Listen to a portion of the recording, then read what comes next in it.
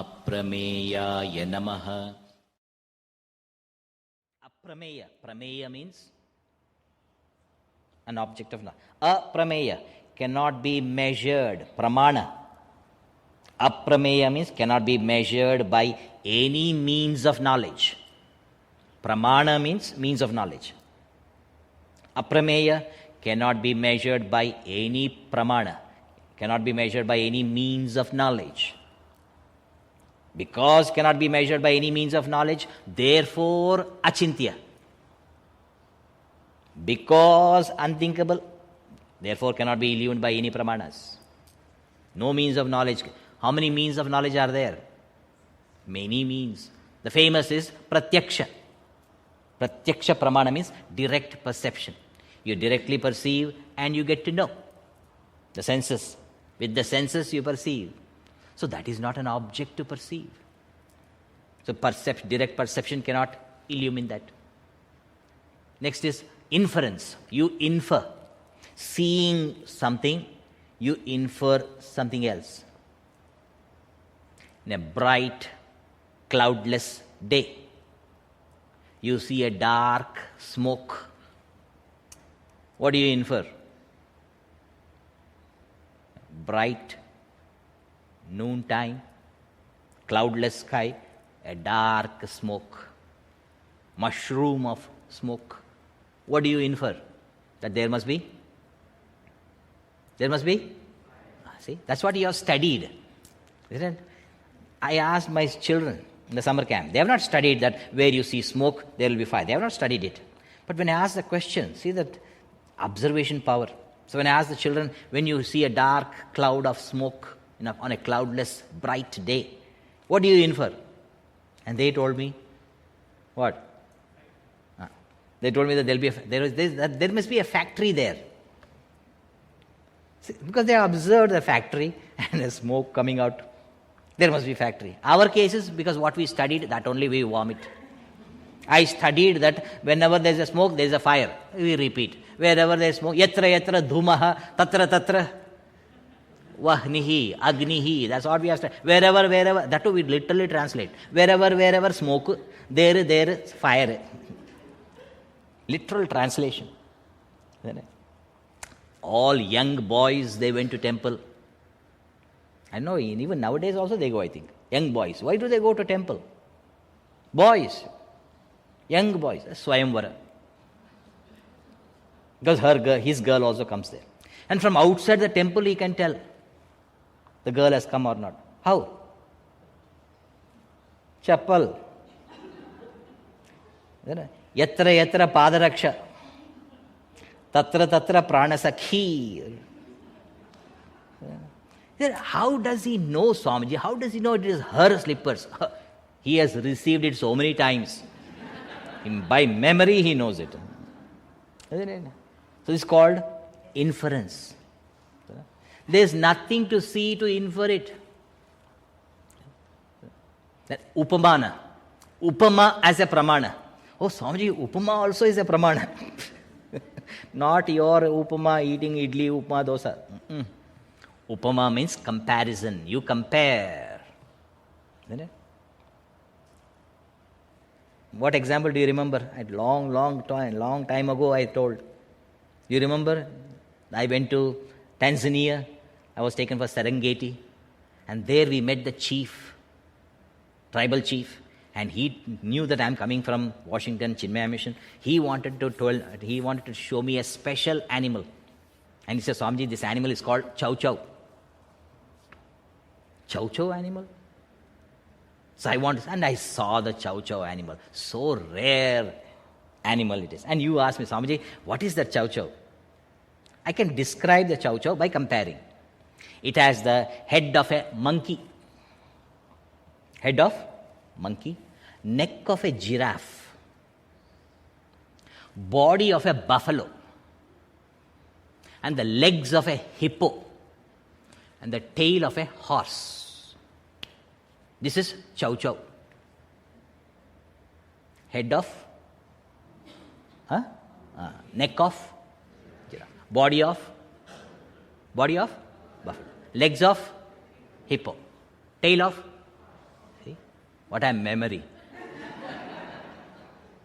So many things I had told in the class. What is that I do everything and I do nothing while my senses are perceiving, feeling, thinking? What is that verse?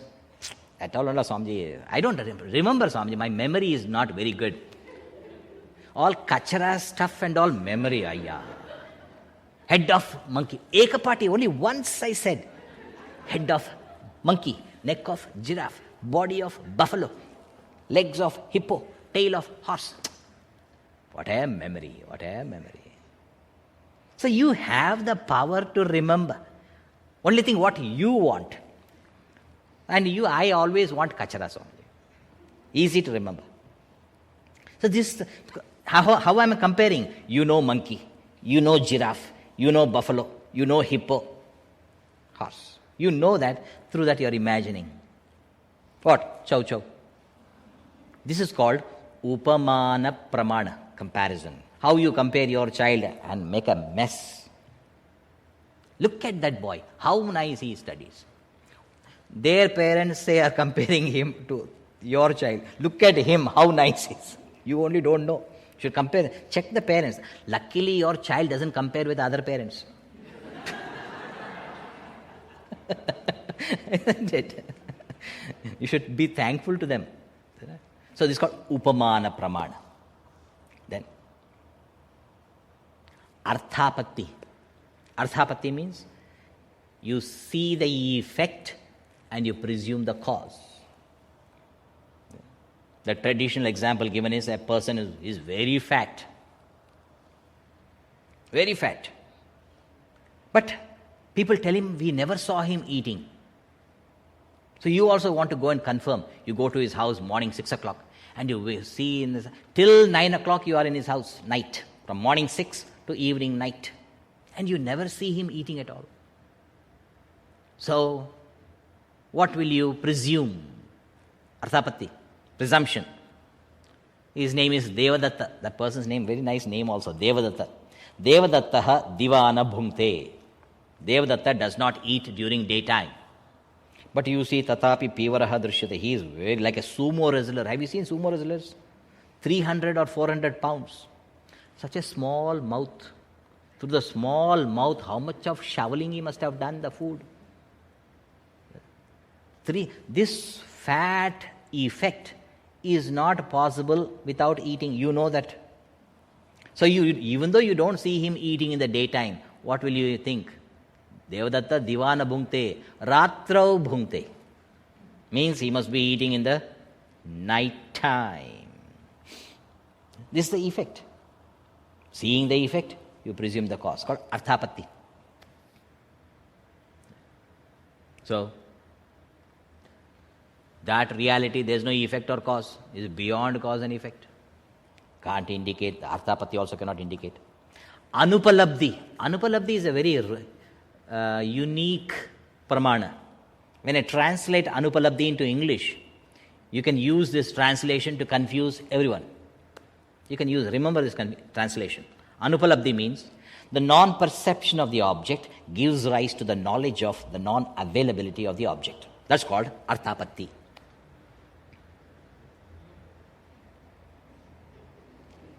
Now, do you remember it like head of monkey, neck of giraffe? Even if I repeat, the non-perception of the object gives rise to the knowledge of the non-availability of the object. This is called anupalabdhi. Swamiji, nothing, very nice to listen, but nothing registered. That's why you have to put an example. With example, now you can imagine. Do you see horns on my head? What? I'm asking a question. Do you see horns on my head? But thank God. If you're seeing things. You have to go to eye doctor. So the non-perception of the horns on my head gives rise to the knowledge of the non-availability of the horns on my head. That's what I said, Anupalabdhi. What is Anupalabdhi? The non-perception of an object gives rise to the knowledge of the non-availability of the object. This is a pramana. In Sanskrit to Sanskrit, very easy to translate. Anupalabdhi. Upalabdhi. Upalabdhi. Anupalabdhi. Upalabdhi means it is a perception. Anupalabdhi, non-perception. These are the pramanas. And I put the last one as Shabda. Shabda pramana. Shabda means, right now, Shabda pramana going on. Sound as the means of knowledge. Sound with a syntax. Means not any sound. Even different language, if I speak, many don't understand. Even the person who understands the language will not understand when I speak Tamil. Isn't it? So sound as the means. So Shabda, they have two types. Laukika, Vaidika. Laukika means worldly. Alaukika or Vaidika. Alaukika means not worldly. Means Vaidika or the scriptural. They also have two types. One is called Vidhivakya and Satyavakya. Vidhivakya means statement of injunction. Early morning your wife tells, take the garbage out. That's called Vidhivakya. Means statement of injunction. Clean the dishes. Vidhivakya. You go and that's the time you remember your mom. My mom never made me do all this. See that? Then statement of Satya. Satyavakya. Truth. Your own boss, who is very serious person, never he jokes. He calls you, it may be on April 1st also, and tells you that you got a promotion. Would you believe? Your own boss, he never did any hanky-panky stuff. So you know it must be a statement of truth. And you have recorded it also. He sends an email also. And copies many people in the office. So statement of truth. So in the scriptures, the statement of truth is Tat Tvam Asi. You are that. The statement of truth. So Shabda Pramana. So even though the pramanas, no pramana can reveal it, but Shabda Pramana can indicate it. That's why in one of the names will come Vedanta Vedyaya Namaha. One who is known, indicated, experienced through Vedanta knowledge. So Vedanta Vedyaya. So the scriptures can indicate it.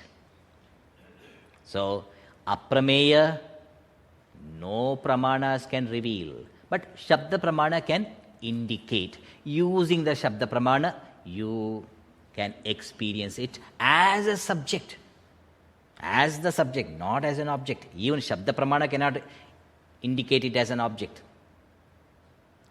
When you experience with the help of Shabda Pramana, you don't experience it as an object. Never it can be experienced as an object. So it's your own self, the subject.